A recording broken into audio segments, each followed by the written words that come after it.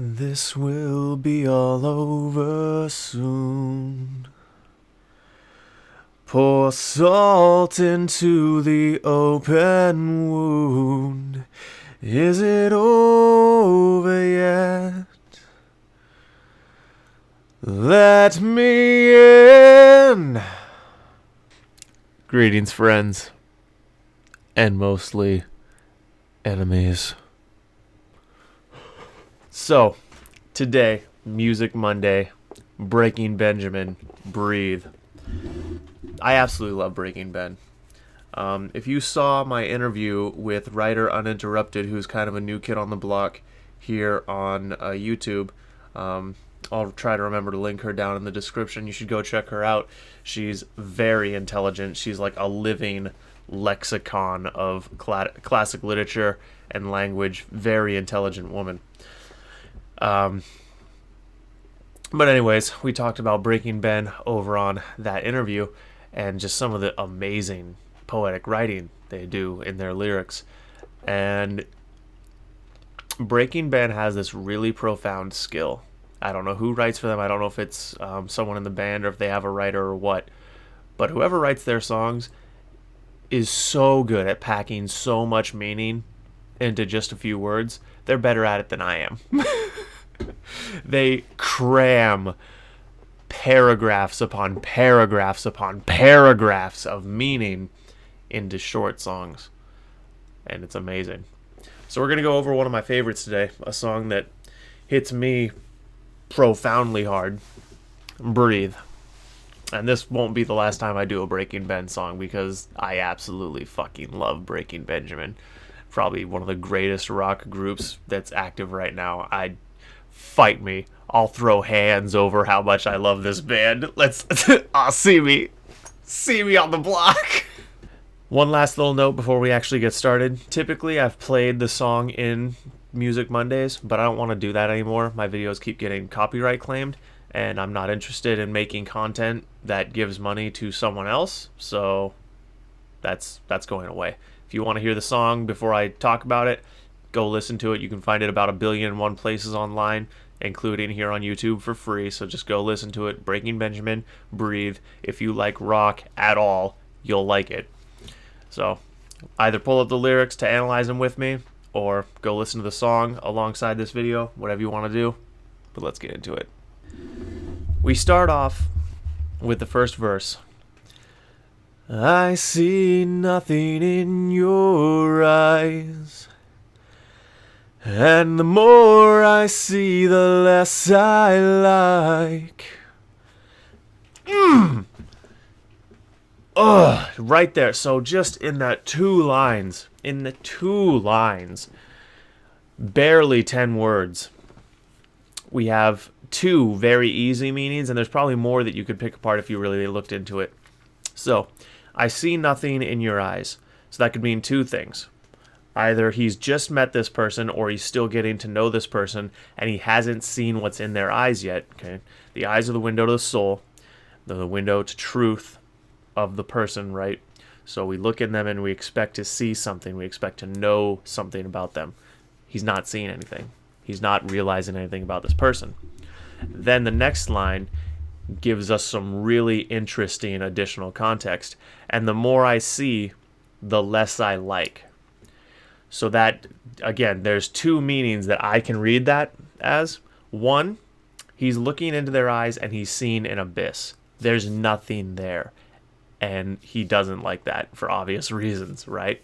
Or he sees nothing when he first looks, but as he continues looking, he's beginning to see what is there, and that's disturbing.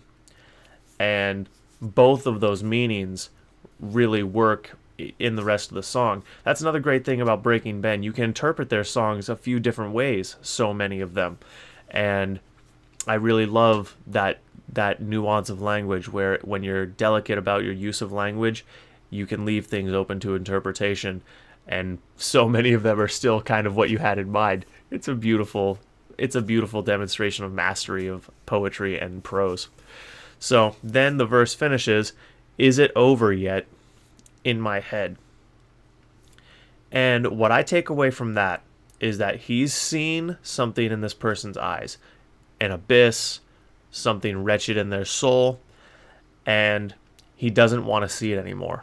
He's asking if it's over in his head, because clearly he's experiencing this mentally, right? He's experiencing some kind of mental trauma based on what he's seen, and he's asking if it's over. Then we go to the next verse, and it gets more interesting. I know nothing of your kind, and I won't reveal your evil mind. Is it over yet? I can't win. So, I know nothing of your kind, and I won't reveal your evil mind. He doesn't know what he's looking at. Whether it's the abyss, whether it's something vile, he's never seen this before. And he doesn't want to reveal it. Okay, he's not trying to expose what's in this person's eyes to the world around him. I won't reveal your evil mind. He's trying to contain it. He's trying to keep it a secret. Is it over yet? I can't win. He's struggling with this. Whatever he's seen in this person, he's struggling with it. And we can tell by, and that's the beauty of music too, we can tell by his delivery and the music that it's such a profound struggle. There's so much soul when he sings it. He's not delivering this in some monotone poetry reading. He's wailing forth the cries of his soul when he sings this song.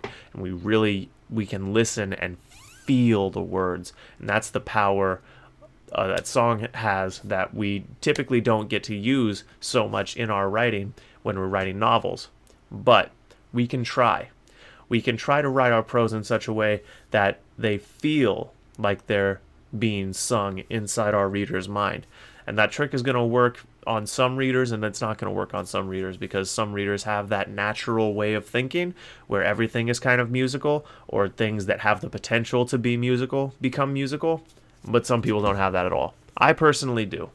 So there's sometimes I read like dialogue, and I'll just be like, hey, that kind of rhymes, and I'll start like giving it a little bit of a beat or a cadence in my head, and it begins to take on new personality and meaning. I do that occasionally with dialogue. And your readers could too, if you write your dialogue and prose well. Anyways, back to the song. So sacrifice yourself and let me have what's left. I know that I can find the fire in your eyes. I'm going all the way. Get away, please. So from this, I gather that earlier on in the song, our analysis is tending to lean towards he's seen the abyss, right? He truly, that first line is literal. He truly does see nothing in this person's eyes. It's empty. And he regards that emptiness as evil, which we know from the second line of the second verse. Because typically when someone is empty in the inside, it's because they're a psychopath and they have no regard for other humans. So that is one interpretation of evil, to just simply not care about what you do to other people. Most people would regard that as some degree of evil. And so we see in this pre-chorus that he's really looking for what's in this person's eyes.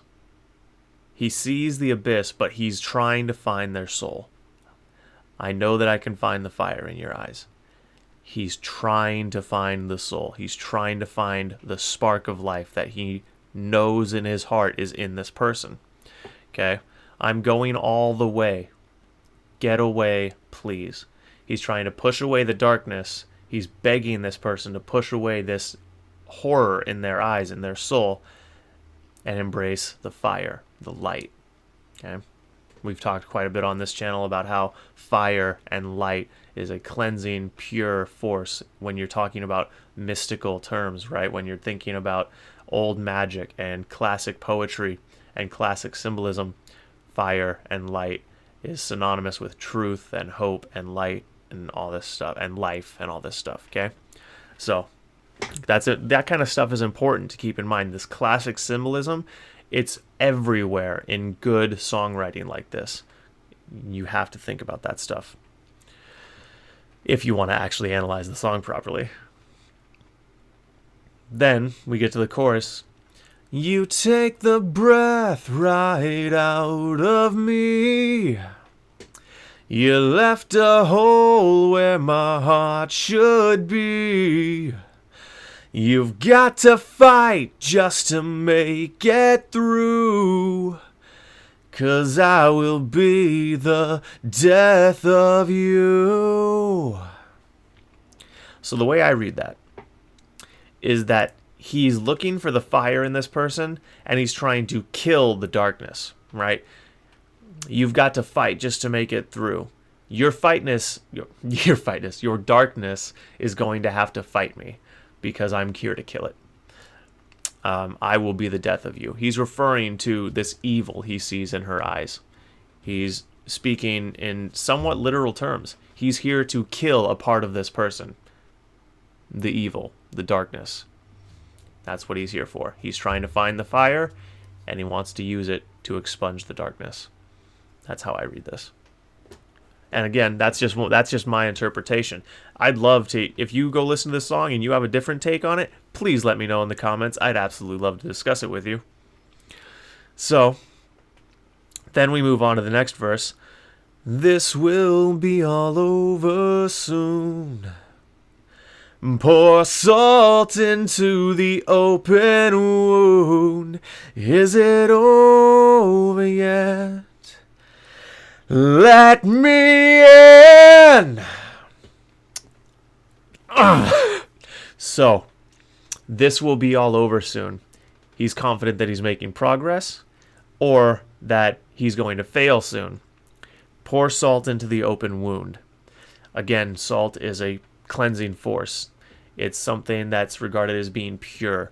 If you look at mythology and a lot of lore around magic, salt is considered a pure substance, something you use to ward away evil, because evil is scared of purity. Okay, you see that in quite a bit traditional folklore. So again, it has cleansing power. So pour it into the open wound, right? Don't actually do that. It'll hurt like a bitch, and there's better things to clean it. But, and then he asks, is it over yet? Let me in. He's asking if the struggle's over. He's begging to be let in to this person's inner soul where he thinks this fire is. Then we have the chorus repeat. And then towards the end of the song, we get this little bit before we get the last chorus. I'm waiting, I'm praying, realize, start hating. And I can't do an epic scream like he does, so don't ask me to. But I'm waiting, I'm praying, realize, start hating. The way I read that is, he's been on this journey, he's been waiting to find this fire, he's hoping to find it, and then realization dawns that it's not there. He finally sees that he's been looking for something that doesn't exist. And he starts hating her and himself. And then we get the last line in the song, the last chorus. You take the breath right out of me. You left a hole where my heart should be. You've got to fight just to make it through, 'cause I will be the death of you. You can read this song, like I said, a few different ways, in my opinion. But the main read I take away is that this is someone who's trying to save someone. They feel like it's their mission to save this person. And they can't figure out how to do it. They can't find the light in this person. They've looked and they've looked and they've looked. But no matter what they do, no matter how deep they dig, no matter what demons they fight, it's all just black. And that's tragically beautiful, right? The idea that someone tried so hard and did so much to try to save you, but there was nothing left to save. There's entire novels written about that, and long ones too. and Breaking Ben beautifully expressed that emotion, that journey, that struggle in a song that might have less than 100 words in it if I did a count of unique words. So, this is the kind of stuff that I keep hammering on about in these Music Mondays, right? We have such epic. Sorry, my head itches. Fucking eczema. Ah! We have such epic demonstrations in songwriting about how we can pack all this meaning into such a short space. And as writers who write poetry or novels, or even novellas, we're not limited to that short amount of space. But sometimes you want to do it. You want to load a paragraph with 10 or 12 paragraphs worth of meaning because you're trying to make the moment hit like a tank, right? You want the reader to read this paragraph, maybe it's the end of the chapter or the end of the book especially, and you want it to hit like a howitzer. This is how you do it. You use this symbolic language. You use emotional language. You evoke mental imagery. And you do your best to tie in the ingrained cultural symbolism that your readers have with their emotions. You tie those two together, and you get powerful, hard-hitting prose that stick with people. Prose that people type out on their Facebook statuses and quote you. Prose that people tweet. Prose that people break down and analyze for years to come, okay? All the greats are good at this. And if you really take away the lesson, you can be good at it too. It's something that you can learn. There's a natural level of talent that comes into it too, but it's not impossible to learn either. And you should try if you really want to be a great writer. I certainly try to take lessons like that away from music. That's why I do Music Mondays, to try to share that lesson and to learn more myself. The more I analyze, the better I get. So, if you haven't already, check out The Garden of Lies. Reviews are coming in on Goodreads, and my God, guys, every time I read a review, it makes me smile. Some of them are a little less detailed than I would like, and then some of them are like professional quality reviews that I'm very thankful I've inspired some people to write just because they love my work that much. It's amazing the feedback I'm getting, and I couldn't be more grateful. And I can't wait to share my story with as many of you as possible, because that's truly what my mission is. It'd be nice to get rich, but more than that, I just want to share my story. All right, guys. All the links are down in the description. Check it out. Be well, my friends.